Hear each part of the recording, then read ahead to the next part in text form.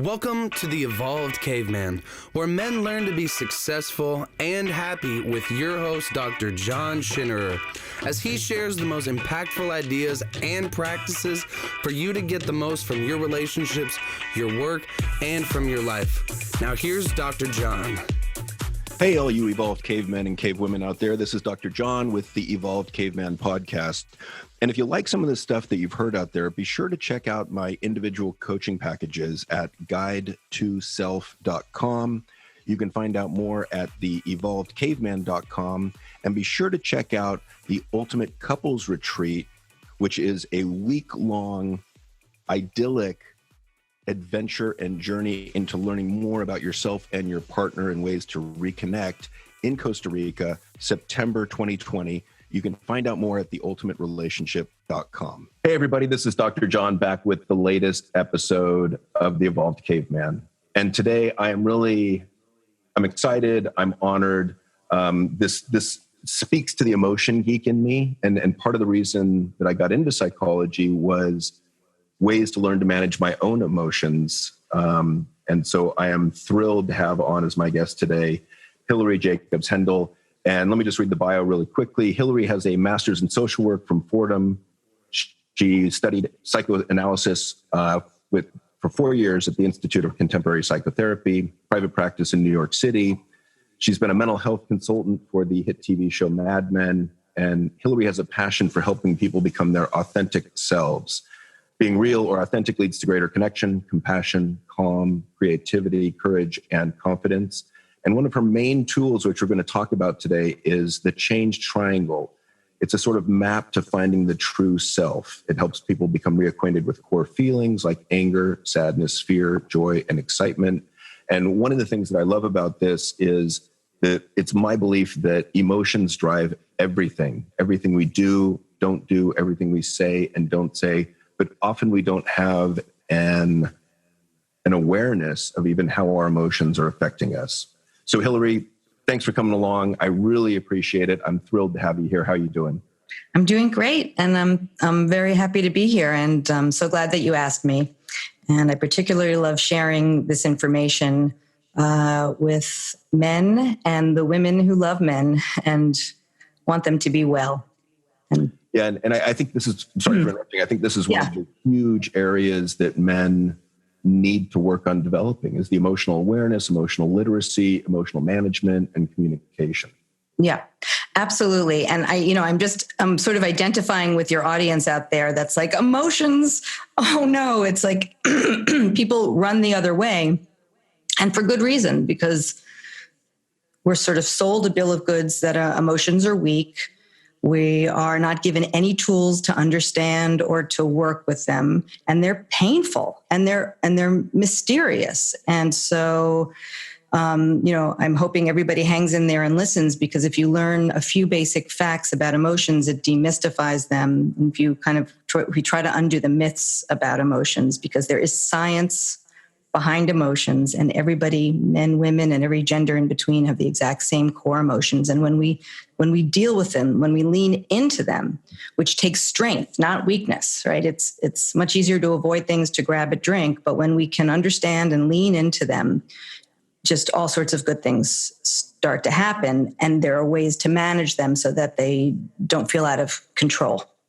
Yeah, and I remember when I was in middle school, my emotions, I was humiliated as a result of an emotional experience. Mm-hmm. And at that point in time, if you had given me the option, I would have ripped the emotions out of me and left them in the gutter and been Mr. Spock. And I really think that that's the approach or the strategy of a lot of men. We're just going to bury it. We're going to wear a mask and we're going to pretend we don't feel anything.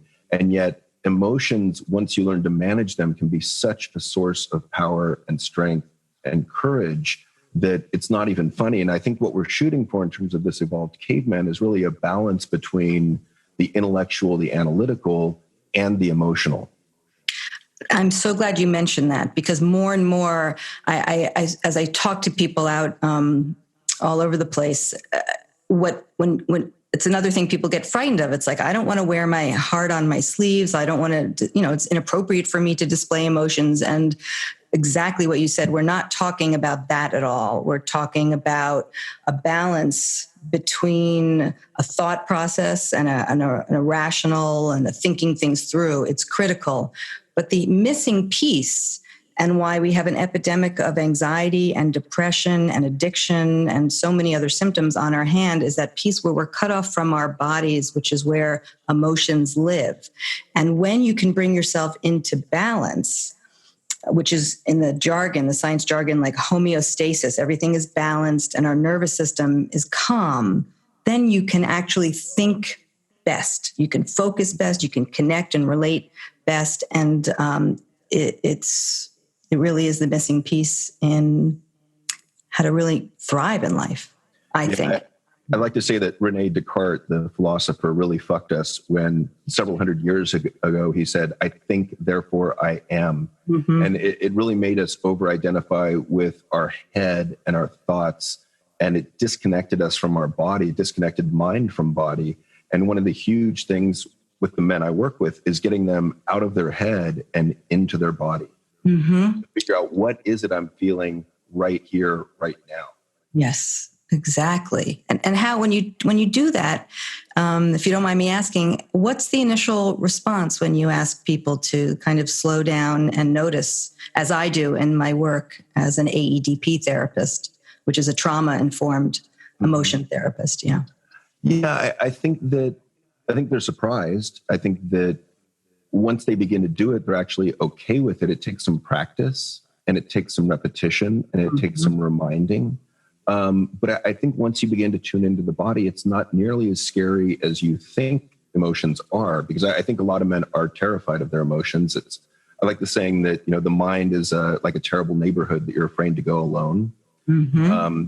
And we think a lot of our emotions, I say, something like, "I think I'm sad." Well, that's a thought. Yeah. That's not really how you're feeling. I mean, you might be feeling sad, but where do you notice sadness in your body?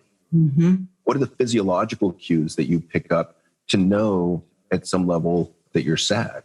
Yeah. To experience sadness on a visceral level. Right. And I think that the men that I work with are quite open to it, actually. I think they've been, hungering for this. Mm-hmm. Just haven't known where to go. Yes. And it's quite a relief when you make contact with these deeper areas of the brain and the body and the visceral sense of self, even though it may not be joyful, right? Where this is not like a positive psychology. It's about a deep connection with, this is me. I recognize this as true for me. And there's this click that happens. And even though something may be painful, it may be sad, or it may bring up fear, if it's done in a way where there's a safety established, and we could talk about how you do that it feels good, even though it may be hard. Mm-hmm. And I do want to just take dovetail on something you said about taking it as a practice. I think it's a lifelong practice. The change triangle, which is just for people to make it clear, is something that I didn't invent. I adapted it from the academic literature, because I came across this triangle that explained emotions in my training. And the moment I saw it, I understood my anxiety. I understood the 2 depressions that I went through. I understood my defenses and why I avoided my feelings. And I felt organized. And I really thought, why should this be separate from the public? This should be basic information that I hope people will learn starting in 9th grade, pretty much. I think that teens and young adults really, I know they benefit from understanding it, because then you don't feel ashamed of your emotions, or ashamed of and scared by what's happening inside with these strange kind of physiological experience that emotions are meant to cause, because they have a purpose, which is to help you survive. So let's go in. My mind explodes when I'm talking to you. Like I could go 100 different directions at once simultaneously. So let's stay on topic, and let's go. Would you explain the change triangle to us? Yes, it's basically a simple diagram. I guess I'll hold it up. Can you see that? Yeah, just hold it still for a minute, would you? Yeah. There we go. Thank you. and this is, if anyone wants to go to my website, hilaryjacobshendel.com, you can kind of you can see it there. There's a tab that says, what is the change triangle? But the idea, and you can read this kind of short version, but the idea is that we have these, if you imagine this triangle being superimposed on my body, like here, and with these core emotions, which are what Darwin described at the turn of the century, that we all have these inborn, pre-wired from the moment we're born, they are ready to go, and they help us survive. So, for example, back in the olden days, right? If you were hunting and gathering, and a tiger, was coming into your peripheral vision, before you're even cognitively aware that there's something dangerous, your ears, your eyes, your senses, your skin might start to crawl. You'll kind of get a sense that a tiger is coming.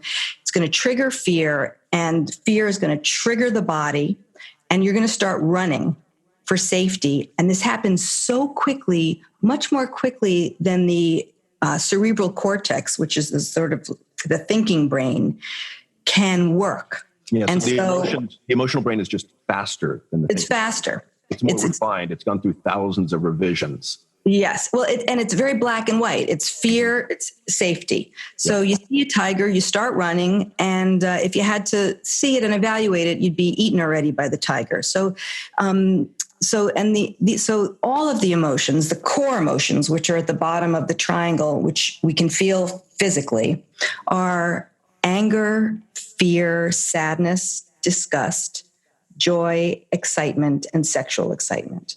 And these are there in every person, whether you perceive them or not.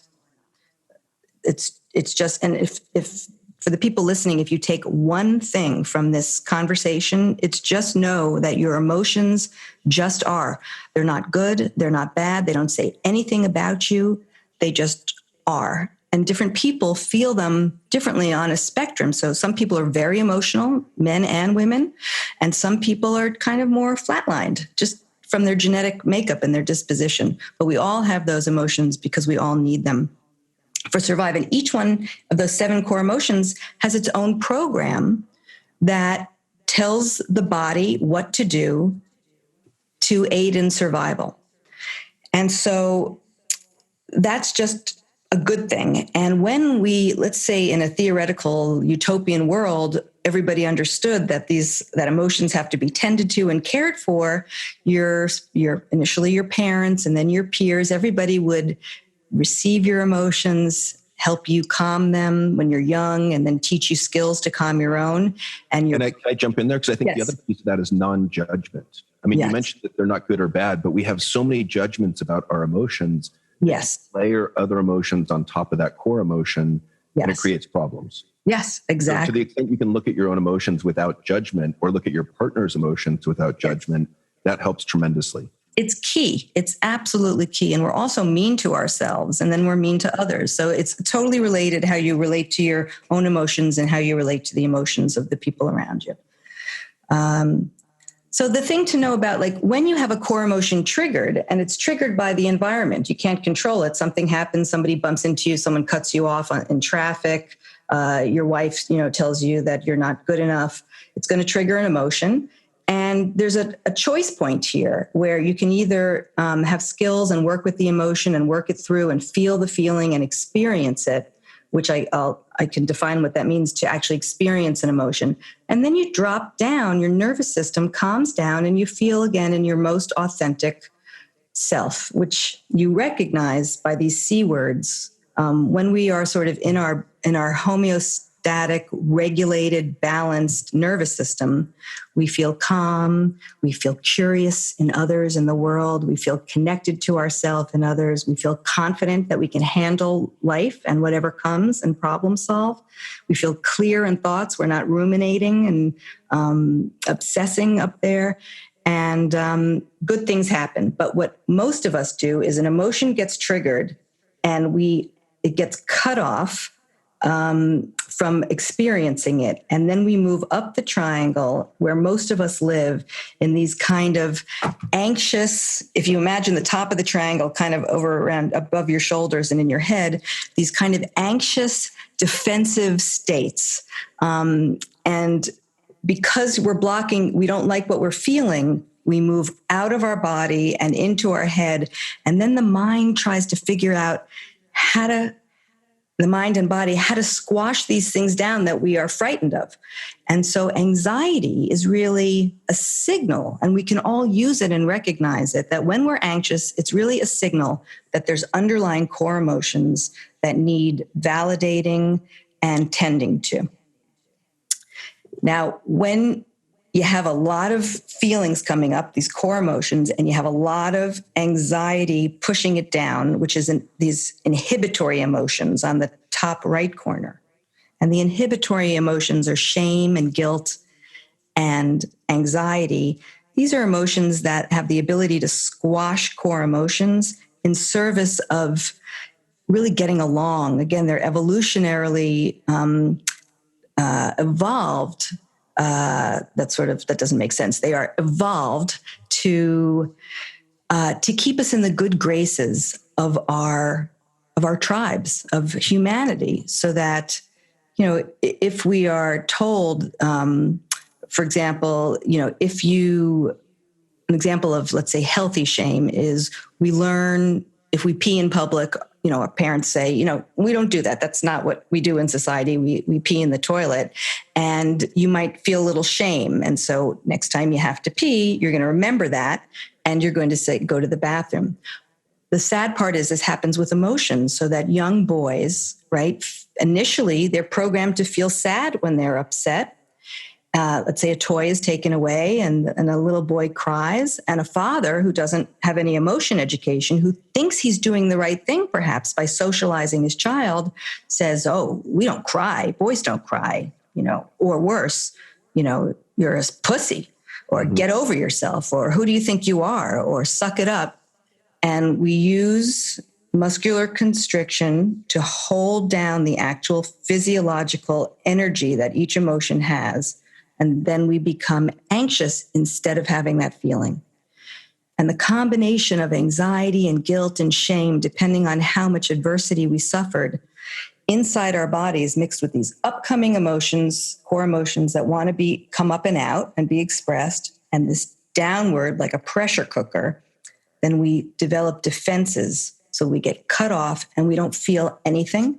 Or as soon as we start to feel something, we move into our we all have our defenses that we do, whether you play video games all the time, or whether you reach for a drink, or you reach for a drug, or you're just angry, like a defensive anger all the time, or you hate people, or you isolate yourself.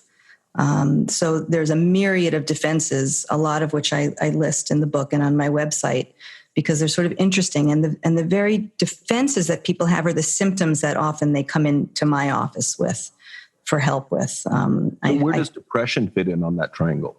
Yeah, so I have labeled depression a defense, because what it does is depression happens when we have too many emotions and or trauma.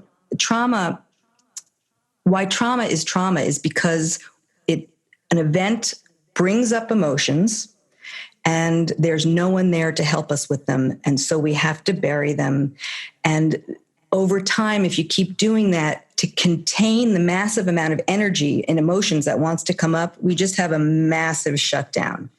And that's what we feel is depression, where you go numb, you're devoid of vitality, of energy, you can't enjoy anything. And I've helped many people that have just, tried medication and it didn't work, and tried all sorts of different types of therapy. And then when you help them get in touch with their emotions, they come alive and the depression goes away.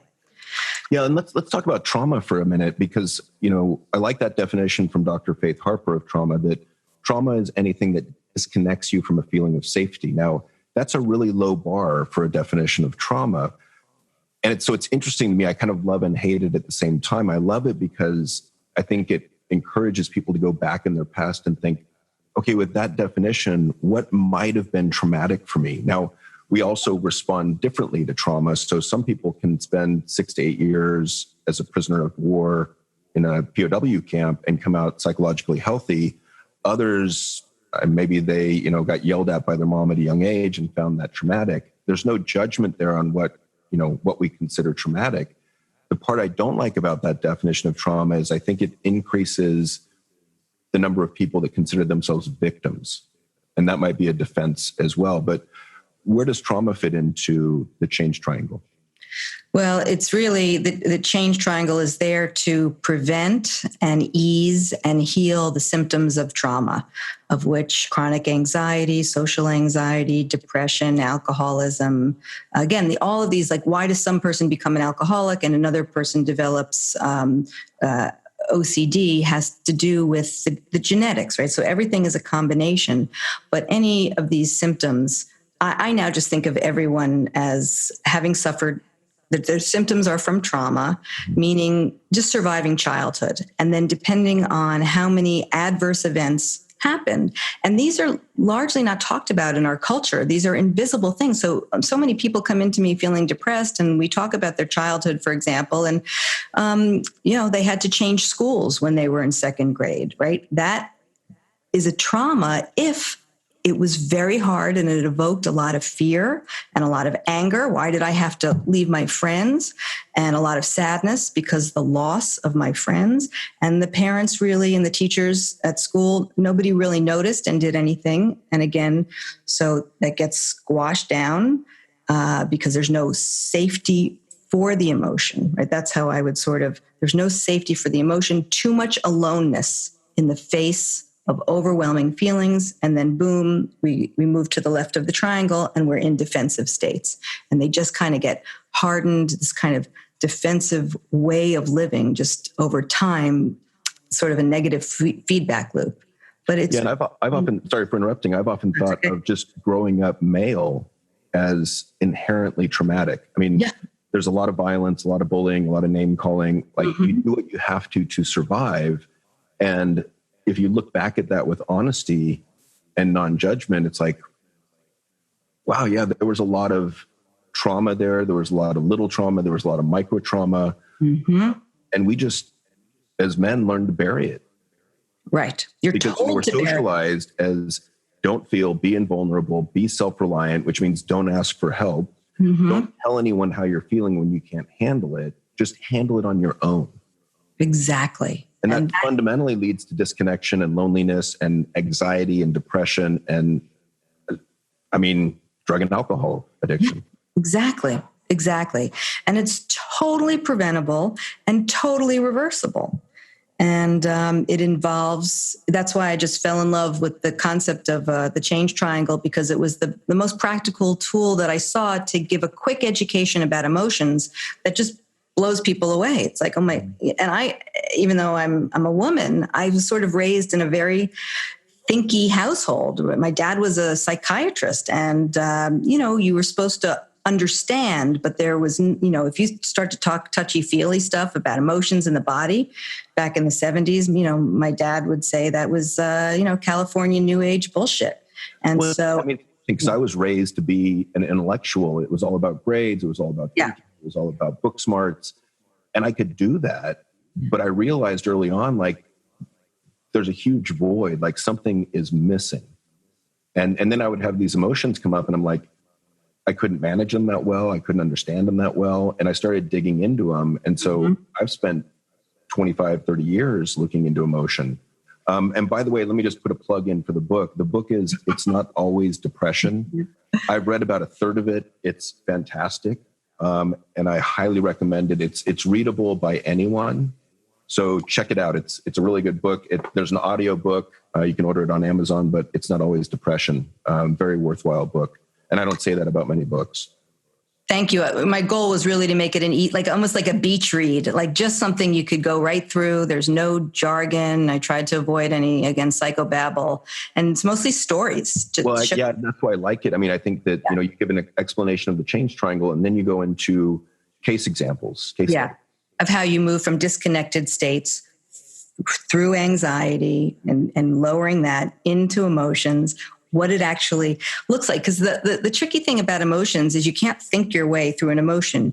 You have to experience it, right? And that's the moment of that's the moment. It's like jumping off a high dive and holding your nose, into the water. That moment when you come out of your head, because there's safety in our head for whatever reason. When you drop down into your body. And so I wanted to show it through my sessions. So to give somebody an experience, so people could vicariously see what it looks like to process a feeling where it feels better at the end, and somebody's life has changed, where they had social anxiety and now they don't, where they were full of contempt and rage and now they don't, where they couldn't connect to people and now they can.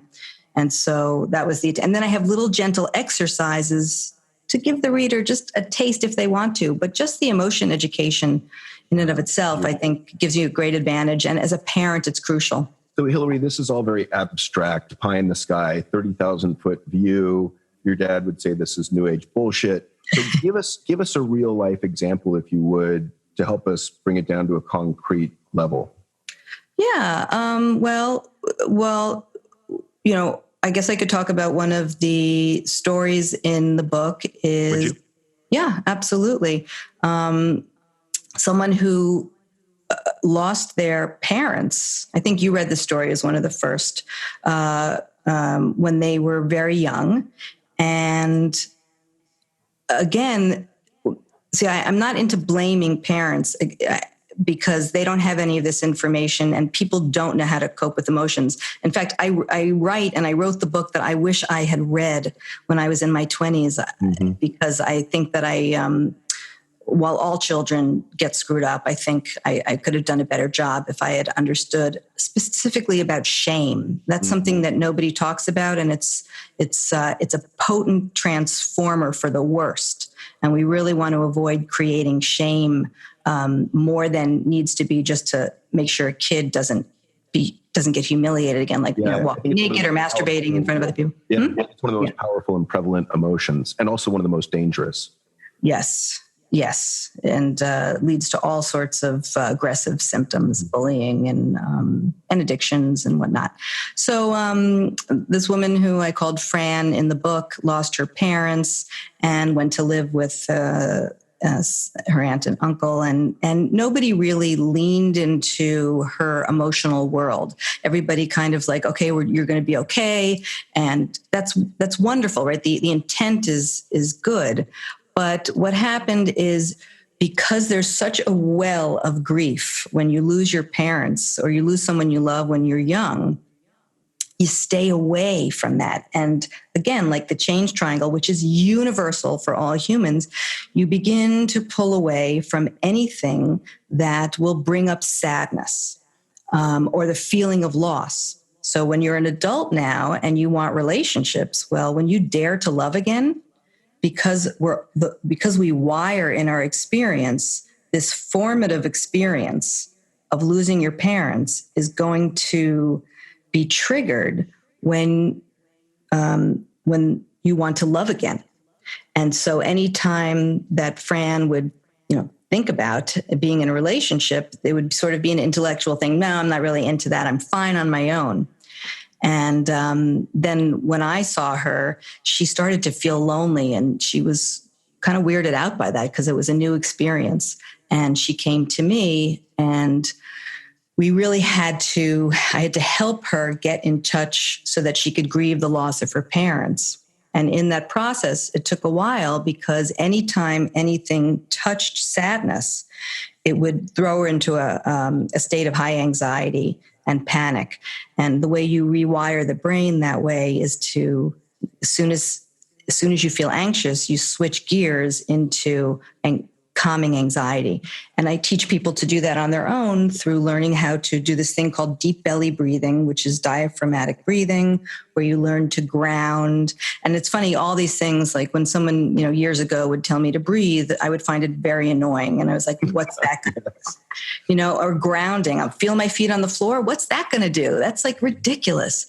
But then after doing this for over a decade, breathing and grounding are the two most important things you can learn. And when you learn the science, for me, I have to understand why I'm doing something. Just like I used to be a dentist. I don't know if you knew this, but yes. I never flossed my teeth until I went to dental school because someone explained why it makes sense. So I'm a big believer in explaining things. So can I jump in there real quickly? Yeah, absolutely. One of the things I explain to clients is that autonomic nervous system, the bundle of nerves running down the spine, and how it splits into the sympathetic nervous system and the parasympathetic. Yes, the sympathetic is responsible for the stress response, fight, flight, freeze. Oh, there we go. And the 3 branches of the vagus nerve, right? Parasympathetic is responsible for rest, relaxation response, rest, and digest. And so often when you get to that anxious state, physiologically, it's just automatically activating that sympathetic nervous system, which is like the gas for the car. For a car, that's the accelerator, the gas pedal. Exactly. And the sympathetic is the brake. But we need practice hitting the brakes and calming down. So what we're talking about here is helping people when they're hitting the gas unknowingly. Okay, let's shift to the brakes right now. Calm down with breathing and grounding. And you take away that automatic reaction that you've been locked into for years. Right. You reprogram it. So you create. Yeah. So by creating, so if like this is the vagus nerve, which runs all the way from the base brain. Yeah, because it's so much easier to understand. A picture's worth 1,000 words. I have my brain and my authentic self here, which if we talk about, I'll explain that. Very nice. Thank you. It's these concepts are hard, so the visuals help. But yes, so when somebody goes into anxious states, then you switch into creating safety. Because in anxiety, something is unsafe, usually the emotions that they're feeling, or they're into the future tripping themselves, or they're in the past, re-traumatizing themselves. Come into the present moment and focus on grounding and breathing till you calm the body. And that's what I did with this woman, Fran, in the book. And then over and over time. Yes.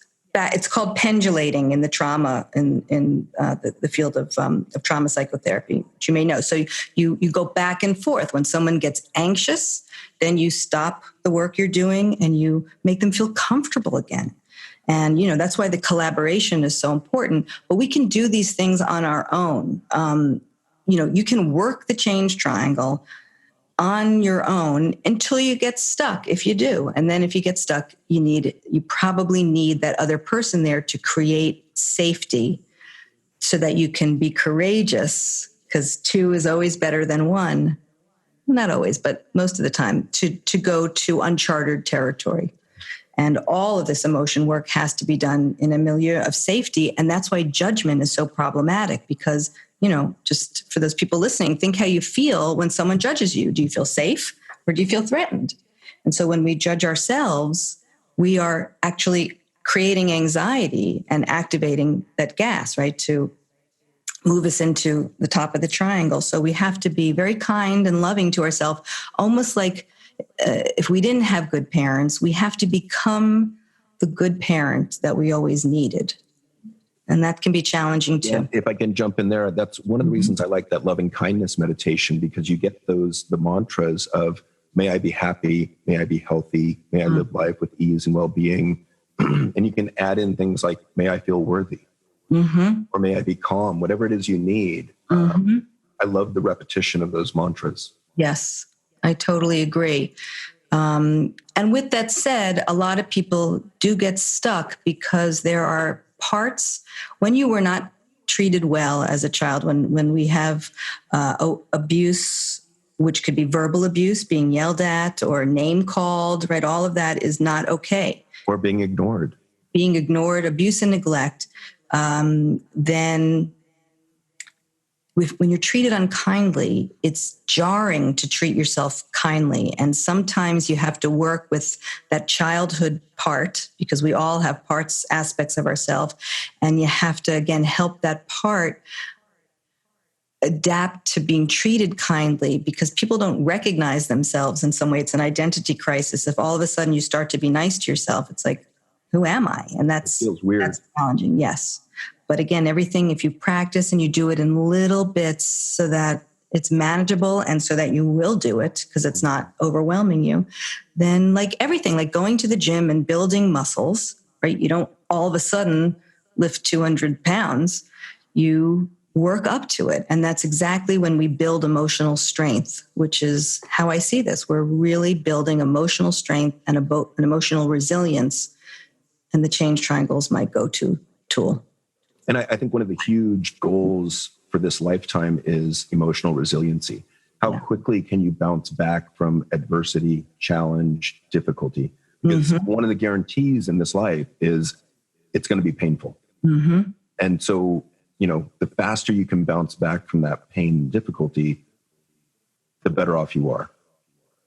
Right. And the better off your relationships are, because when we are triggered right into that, so if we call this red one, the fight or flight, we behave badly. It pulls us to be defensive. It pulls us to, Stonewall. Yes, exactly. We just don't think correctly. And all, again, the past starts coming up and we start to project onto other people how we felt with our parents.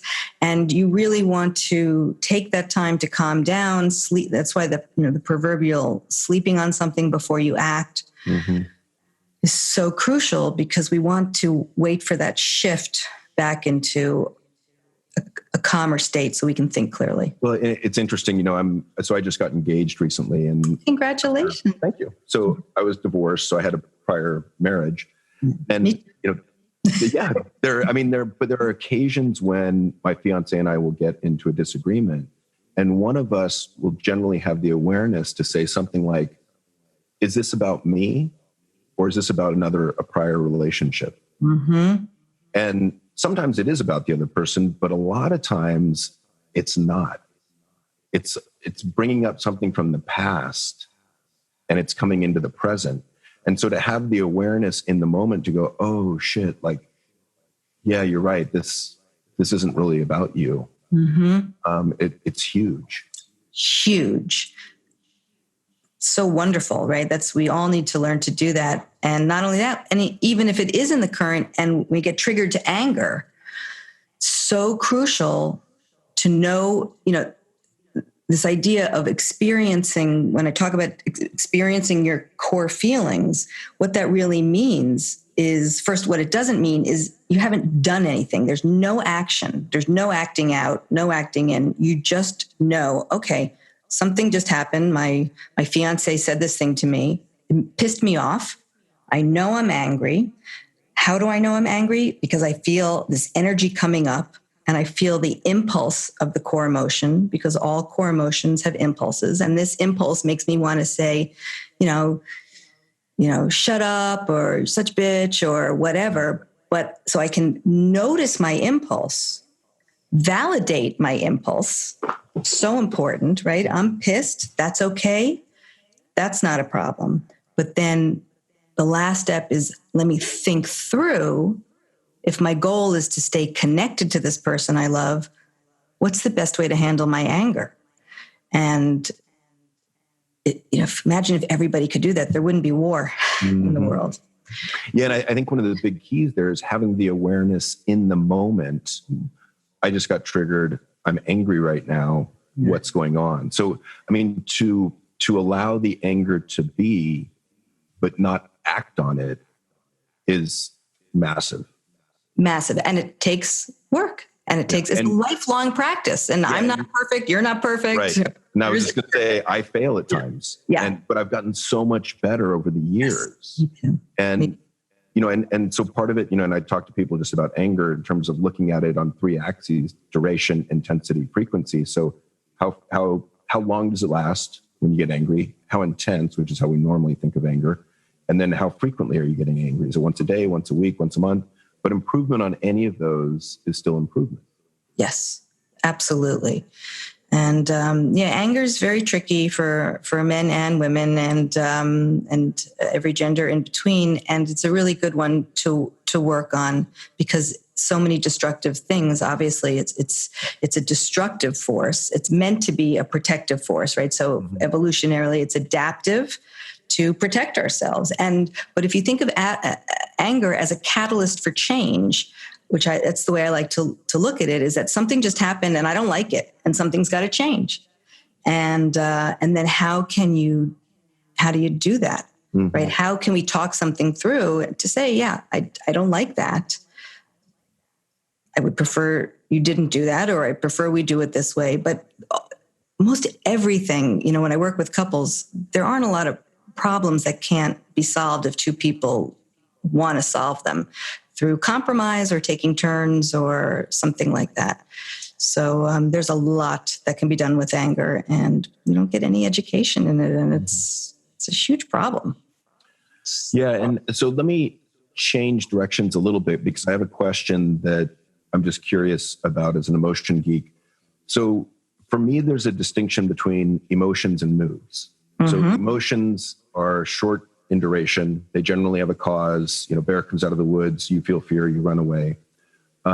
Moods, on the other hand, are longer lasting. I think of them as emotions stretched thin over time. But moods don't generally have a cause.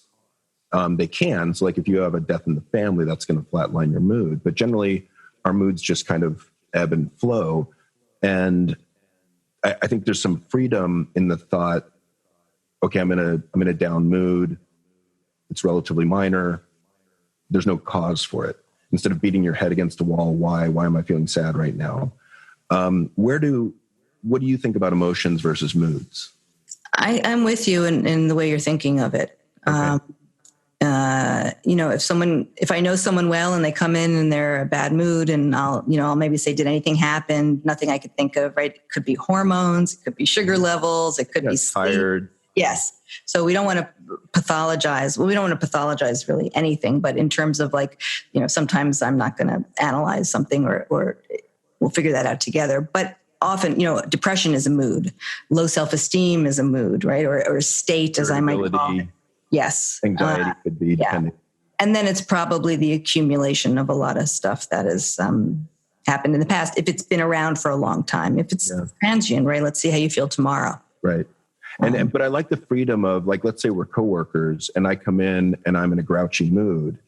And if I have the awareness, I can say, hey, Hilary, I'm in a bad mood today. It's got nothing to do with you. I just want you to be aware.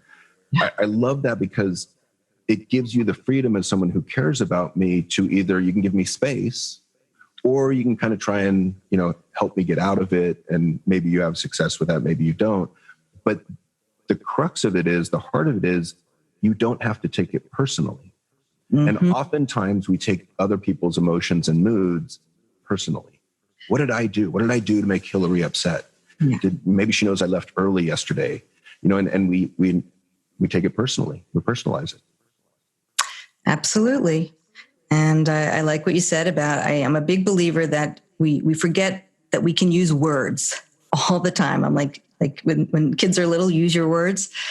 As adults, there's so much that can be expressed. So I like how I totally agree. I'm to give someone sort of a warning. I'm in a terrible mood, not to take it personally. And then then the other person might even say, do you need space, or is there anything I can do? So we can even sort of complete that circle so that you don't have to guess, because we can't read each other's minds. Okay. And so going back to the core emotions, what are some other uncomfortable core emotions that we might have a difficult time feeling, that we might hide from?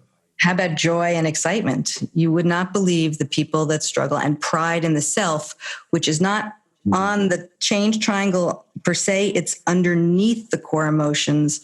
In AEDP, this type of therapy that I do, this specialized type of work, we put pride and gratitude. These are sort of healing emotions that come up after you manage your own feelings.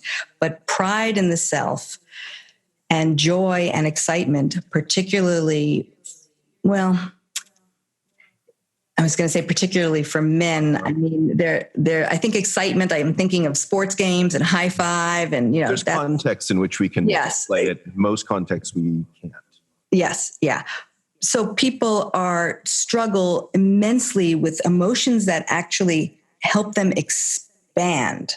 You can almost think of emotions as in two categories, those that make you expand, and we're uncomfortable with that for so many reasons. And it's a visceral expansion. You probably, people listening wouldn't notice that. But if anybody out there was in the room with me and sharing something, let's say your boss gave you a compliment, the first thing, and I see a smile on your face, the first thing that I'm going to do is ask, can we really slow down?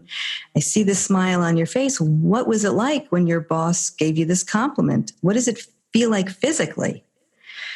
And just the other day, I was with someone doing this, and he said, I feel this energy coming up. I feel like lighter. I feel kind of like I want to dance. And then all of a sudden, right, predict, he's like, and that I just popped out of my head, and I guess I'm thinking, is this okay? So that's a little bit of old shame, I think, that comes up. Is it okay to be exuberant with you? Because when we're young and we're exuberant, so many of us hear, what are you so happy about? Or some kind of,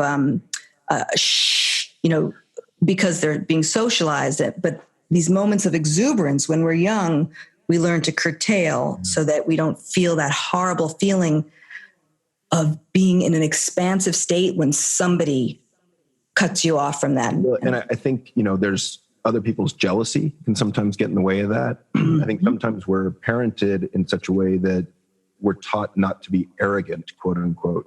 I hear that over and over and over. So I think we're afraid to be proud of our own accomplishments. And pride's a funny one because it cuts both ways. It's, one of the 7 deadly sins.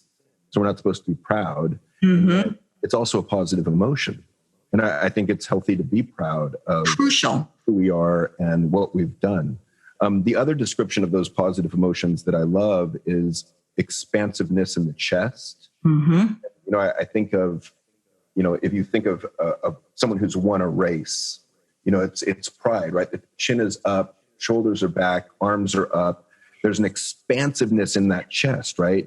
Yes. And, one of the things I'll teach people is just be aware of your shoulders. Because every negative emotion, fear, anger, sadness, the shoulders roll forward slightly. Mm-hmm. So if you think of a boxer who's protecting themselves, the shoulders are rolled forward very much. And it's a self-protective posture. Whereas if you're proud, your shoulders are rolled back. Awe, your shoulders are rolled back. And so if you think of just pulling your shoulders back slightly, I think there's a physiological effect there as well. Yeah. Absolutely. You can move your body to affect your emotions. You can move particularly your facial muscles and affect emotions. Eye contact affects emotions. So much of what's going on between people is nonverbal communication. And one of the questions I'll ask men is, so how good are you at receiving a compliment? Mm-hmm. Because we suck at receiving compliments. Yes. We get embarrassed. We'll, discard them. We don't let them inside. We get embarrassed. I mean, there's a bunch of reasons that we have for not taking compliments in, not believing them. Oh, they're blowing smoke up my ass. They don't really mean that. And so I love Rick Hanson's exercise of taking in the good, where you consciously decide to allow a compliment in, believe the other person knows you well enough and that they're being honest and sincere. You take it into your heart, breathe on it for a few seconds, and imagine that compliment seeping out of your heart into every cell of your body. Mm-hmm. Because we're really bad at seeing our own positive qualities. And that inner critic is so loud that we don't stop to take in these compliments. We don't believe them. Mm-hmm. Absolutely. I'm totally with you. One of my favorite things to do is to teach people how to be able to embody good things about themselves. And I think the defense, the shrugging off compliments, the not believing it, to me, I hear those all as defenses against experiencing what is natural in us, that when we feel good about ourselves, we feel energized, this outward energy, like you said, and an exuberance, and it's socialized away by these ideas that pride is a 7 deadly sin. I mean, what is arrogance? I don't really even understand that. To feel good about yourself, people who genuinely feel full and good about themselves have more kindness to give to other people. They're less jealous. They're full. So it's really a false pride that is an arrogance that's underneath, where there's some insecurity, some shame that's buried there and that you're compensating for. Well, and it's funny because arrogance to me is always a label that's put on others from the outside. So people will say, you're arrogant, you're being arrogant. It's not, I don't think it's anything that's applied to ourselves generally. I don't think most people say, oh, I'm arrogant, unless you're told that a lot. But to me, arrogance, I think false pride's a good definition. I think that arrogant people think that they're great, and might be a defense, so it might be based on little, but they think they're above other people. Whereas those of us that are self-confident, and that's what I'm shooting for with my clients, I want them to be self-confident. They believe they're great, they've got a lot of ability, and everyone else around them can have the same confidence and ability and greatness. Yeah. They don't put themselves above others. Right. Everyone's on an equal playing field. Right. Because we're all humans and we're all suffering and we're all flawed. And that's kind of nice when you kind of can really get into that idea. Yeah. And it doesn't mean you like everybody. That's totally fine. You're still in the difference. It's interesting, the difference between judgment and preference. And I think of judgment as a defense as well on the change triangle, because when anybody judges anything, the question that I have is, if you weren't judging, what would you be feeling? What just happened? What feeling did that evoke that then you went up into a judgment? Yeah. So let me ask you another question. To what extent do you agree with the idea that, and I use the phrase negative emotions, although that's a little bit of a misnomer because all emotions are there for a purpose, but, and that's a judgment. But I mean, to what extent would you agree that some of the emotions, anger, fear, sadness, shame, guilt, are loud and they scream at us, whereas many of the positive emotions are quiet and they whisper to us and they don't last as long. They're kind of fleeting and fragile. Like, can you give me an example of what you're saying? For example, awe. So when we feel awe looking at like Half Dome in Yosemite, many people, it's quiet. Yes. It doesn't yell at you, right? It's subtle. Yes. Whereas if I'm angry, I know I'm angry. My anger screams at me and demands attention. Yes. Whereas if I'm happy and content, if I'm relaxed, I mean, a lot of people that are relaxed think they're tired. So these positive emotions are often subtle. They're easy to miss unless we're trained to spot them. And to me, frequent appreciation of and awareness of positive emotions, or cultivating the situations where we experience more positive emotions, is an essential foundational pillar of happiness. I agree. I totally agree that we all could use the benefit of tuning into those emotions, knowing what they're for, learning about them, and learning to perceive them in ourselves and making good use of them. And yes, there's many other emotions that aren't on the change triangle. The ones that I chose because I wanted to simplify this for the public. So something like awe, something like surprise, they're fleeting, right? And so they don't cause a lot of problems. They don't really get buried. I wanted to deal with the emotions that caused symptoms. I agree. And I'm just kind of getting into finer detail, I guess. Yes. Because I think it's important for us to, for instance, there was a study that showed that you ask men how many emotions they can name, and it's about 8 on average. Women, it's about 17. But there's hundreds of emotions. And that's the whole part of emotional literacy. So if we are because of the negativity bias, we over-focus on the negative. So we can name more positive emotion or more negative emotions than positive ones. But if we aren't even aware when we're experiencing some of the positive emotions, that really creates a problem for us if one of the goals is happiness. Yeah, absolutely. And that's where a little bit of training about going into the body to notice the physical sensations. It's the body that's going to, it's the physical sensations that we ultimately put a word on, and then that becomes an emotion. It's really affect is in the body, but we call it emotion because I didn't want to be jargony. And so anyone's language that feels right, I don't say, if someone says they feel irritated or annoyed, I don't correct them and say, no, you're angry, because it's their word. It's what feels right. But but there really aren't hundreds of affects per se. They're really just some basic ones that I went over. And then we can put different types of language on feelings based on what feels right for us. One, like, to give you an example, I mean, like even within anger, there's, rage, there's irritation, there's disgust, there's annoyance, there's irritability, there's contempt. So to me, a lot of these are different levels of intensity. Right. They're on a spectrum of intensity. Yeah, that's how I think. Let's just brainstorm and kind of wrapping up. Like, what are some of the physiological cues that people could identify to note that they're in a positive emotional state?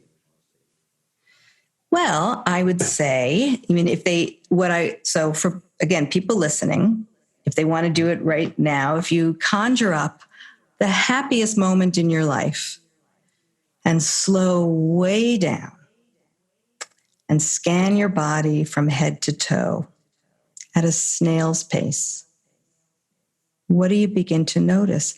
And the body takes much longer than our thoughts to appear. You really have to hover.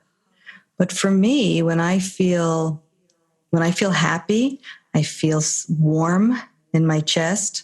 I feel some lightness and some energy. I can have sort of an image of like the sun radiating, because when we're in the realm of right brain, of emotions, images, metaphors, sensations, these are all part of our right brain experience versus the logic and language of the left brain. And what we're really trying to do is put language from our left brain onto these experiences that have no words unless we struggle to put words on them. And we're sort of bringing those two things together, and that's what's calming.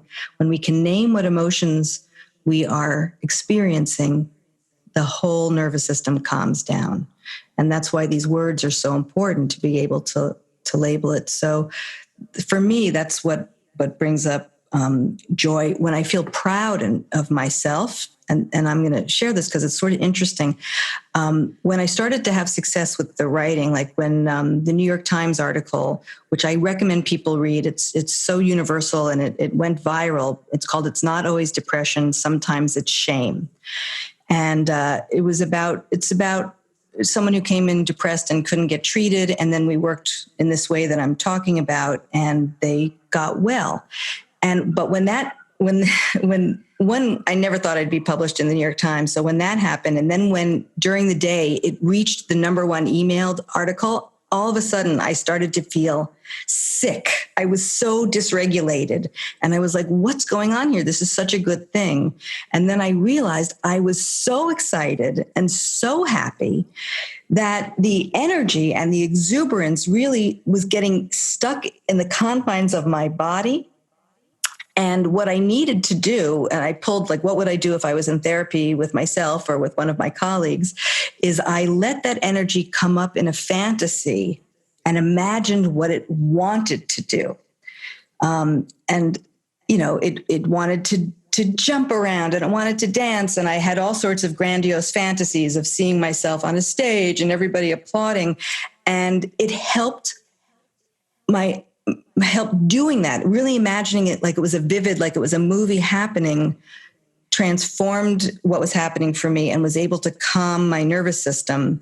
And I didn't feel ill anymore. And that's one of the ways that I help people with pride, right? Pride in the self, joy, excitement, that one of the reasons it can make us feel anxious is because there's so much energy associated with it. And we have to learn these tricks and techniques, which I write about in the book and on my website, of using fantasy, because we're basically trying to discharge energy that comes up. So all of these good feelings and anger have a lot of biological energy. And again, not energy so much in the woo-woo sense that my father would have scoffed at, but real biological energy, the way energy keeps our heart beating, it keeps us breathing, it runs everything.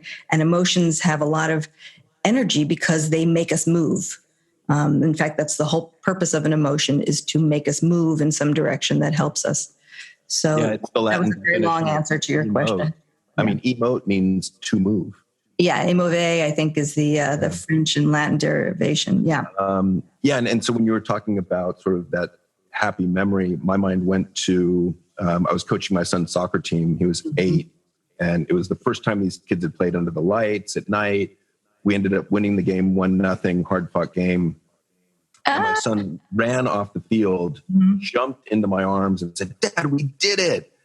And it just, you were talking about warmth and light and the shoulders pulled back and expansiveness in the chest and energy. Yes. And you're right, it's energizing, which is interesting because it is the same as anger. I mean, there's energy. Well, sadness and depression is not, that's the opposite. There's an anti-energy there, or a weakness, or a, tiredness. But many of these emotions have a lot of energy to them. And you're right. I think emotion is often the language of metaphor and visualization. And, one of the visualizations that I do is, breathe in white light through your nose. Whatever you need is infused in that white light: hope, energy, peace, love, calm. And then breathe out black smoke. And whatever you want to get rid of is in that black smoke: anger, stress, fear, depression, that kind of thing. But yeah, visualization is key. I hadn't thought about using visualization with positive emotions. So that's a really good tip. Yeah. And you're really taking your cue literally from the physical sensation. It's all about getting into the body. And that is a practice. And that first time, really takes a leap of faith that one is going to be okay. I have a couple of on the Change Triangle YouTube channel. I have a couple of meditations. I don't even know if I'd call them meditations. I really call them gentle experiments to help somebody get into the body in a way that's safe. Dropping into the body is one of them, and grounding and breathing does that, and being your own good parent. These are ways that you're working with these kind of internal sensations and neural networks, parts of ourselves. And it's good practice for those people that want to experiment again. And, it's nice. You can always stop if it doesn't feel right. And yeah, you talk about kind of reparenting that inner child. And I used to think that was kind of woo-woo, new age bullshit. Me too. Especially with like internal family systems. It's like, I think we all have that kind of young child in us, the teenager, and then that functional adult. And it was interesting. I had a dream recently. So in real life, when I was a kid, we went to Arizona, went with another family, went in a hike in a very steep canyon. And I was like 6 years old, and I thought I'd play hide and seek, and ended up losing the whole group. And then I was like, I don't know where I am. I'm lost. And I couldn't see up and over the canyon. And I didn't know how to get back to the place where we were staying. And I was panicked. Scary. So I was running around the canyon. I couldn't find a way to get out. I finally scrambled up the side, through kind of cactuses. And when I got up, I saw the house we were staying. And I just kind of went to the house, didn't tell anyone what happened, because it was kind of 50-50 that, my mom would get mad at me. My mom might be nurturing, wasn't worth the risk. I'll just deal with it myself. And so I just buried it. So then I had this dream recently where same situation. I'm 6 years old. I scramble up the side of the cliff, but my adult self is there to meet me. Yeah. And I just gathered my younger self in my arms and calmed him down and said, "Hey, buddy, it's okay. You're safe. You're going to be fine. I'm here. I got you. Breathe." That is awesome. And it was just this release. Yeah. You feel it. Yeah. It was visceral. Yeah. It's transformational. What we can do with those type of imaginal portrayals. Yeah. So I want to be respectful of your time. I've greatly enjoyed this conversation. What would you like to add? Where can people get a hold of you if they would like more information? Yeah, what I'd like to add is just that everybody deserves and benefits from a basic education in emotions. You don't have to work with them. Just understand them, because it'll help you understand your boss and your colleagues and your partners and your friends and yourself. And at least you will understand that there's nothing wrong with you, that when you feel things that are strange or you have reactions and impulses. And if anybody wants to learn more, I have all these free resources on my website. This is sort of a hobby, this emotion education for me. My bread and butter is my psychotherapy practice. And so what I've tried to do is create just a place for resources. So I have a blog that if anybody wants, they can sign up for. And every month I send a new article that they're all about emotions, relationships, trauma, and everything kind of related to emotional health. And there's videos there, there's other podcasts and lots of resources. And then for the whole enchilada, if you're interested in stories, I would read or especially listen to the audiobook of It's Not Always Depression when you're in the car. And you'll learn a lot about yourself and the human race. It's really, if you're human, you need to know about emotions. Fantastic. Well, thank you so much, Hilary. I really appreciate your time. Again, the book is It's Not Always Depression. And you can get that at Amazon, like everything else in the world. Yeah, you can get it there. And the library. And the library, and there's an audiobook. Exactly. So thank you again. And that's it for this episode of The Evolved Caveman. Thank you for listening to the Evolved Caveman podcast. If you like what you've heard, support us by subscribing, leaving reviews, and sharing the podcast with friends and colleagues. For the latest, most powerful tools to connect with like-minded men, join the Facebook group at The Evolved Caveman. Follow Dr. John on Instagram at The Evolved Caveman, all one word, or join the email list by visiting guidetoself.com.